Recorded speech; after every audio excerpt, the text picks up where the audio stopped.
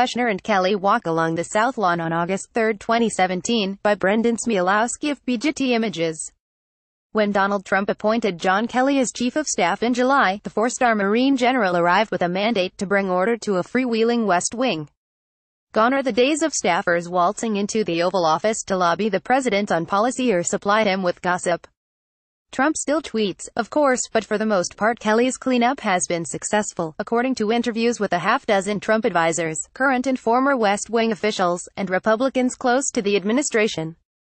The aide who has ceded the most influence in the Kelly era, these people said, is Trump's son-in-law, Jared Kushner.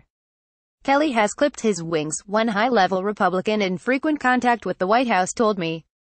It's perhaps hard to remember now, but it wasn't long ago when Trump handed Kushner a comically broad portfolio that include plans to reinvent government, reform the VA, end the opioid epidemic, run point on China, and solve Middle East peace. But since his appointment, according to sources, Kelly has tried to shrink Kushner's responsibilities to focus primarily on the Israeli-Palestine conflict.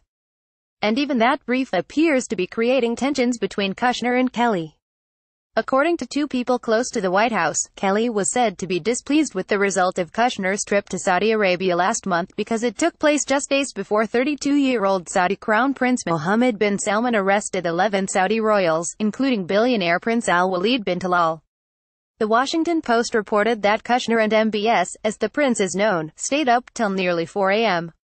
planning strategy, which left Kelly to deal with the impression that the administration had advanced knowledge of the purge and even helped orchestrate it, sources told me. Asked about this, Sarah Huckabee Sanders responded, in part, Chief Kelly and Jared had a good laugh about this inquiry is nothing and it is true. Where this all leaves Kushner in Trump's ever-changing orbit is a topic that's being discussed by Republicans close to the White House. During Kelly's review of West Wing operations over the summer, the Chief of Staff sought to downsize Kushner's portfolio, two sources said. In the early days of the administration, sometimes with the help of a small cadre of Ivy League whiz kids who staff his Office of American Innovation, Kushner dreamed up scores of business councils that would advise the White House. The councils are gone, one West Wing official told me. With some of their purview being whittled away, they seem lost, the official added. Kushner and Kelly attend a meeting with Trump on cybersecurity on January 31, 2017. As Kushner's Russia troubles mount, last Friday the Senate disclosed that he had not turned over emails about WikiLeaks, a claim his attorney, Abby Lowell, denied. Insiders are again speculating, as my colleague Emily Jane Fox reported last month, about how long Kushner and Ivanka Trump will remain in Washington. Despite Kushner's efforts to project confidence about Robert Mueller's probe, he expressed worry after the indictments of Paul Manafort and Rick Gates about how far the investigation could go. Do you think they'll get the president? Kushner asked a friend, according to a person briefed on the conversation. According to two Republicans who have spoken with Trump, the president has also been frustrated with Kushner's political advice, including his encouragement to back losing Alabama GOP candidate Luther Strange and to fire FBI Director James Comey, which Kushner denies.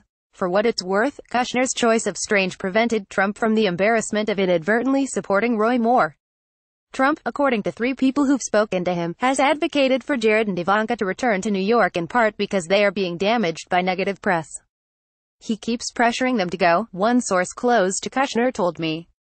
But as bad as the Russia investigation may be, it's not clear a New York homecoming would be much better for Kushner, given that his family's debt-ridden office tower at 666 Fifth Avenue could be headed for bankruptcy.